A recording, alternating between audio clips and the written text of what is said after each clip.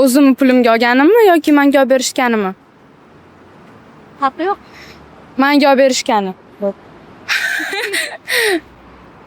Telefon olib berishgan. Qanchaga? Bilmayman.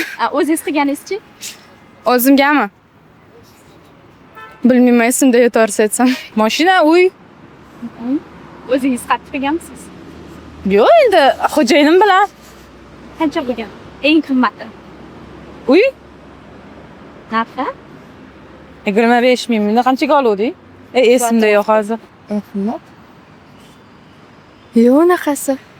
Yo'q. Sizdan? Yo'q. O'zimiz uchunmi? Ha? O'zimiz uchun. Yo'q. Yo'q. Yo'q, bizda. 1,200,000. Afsuslamaysizmi? Yo'q. Qanaqa kiyim? Shu oddiy kiyim. Customer. Eng qimmat xaridim asosan shu bilim olishimga sarmoya kiritaman. Ya'ni shu hozirda IELTS zonda IELTSga tayyorgarlik ko'ryapman. 4 yil 5 yildan buyon faqat shu til o'rganishga, universitet va badiiy asarlar o'qishga sarmoya kiritaman asosan. Telefon bo'lsa kerak.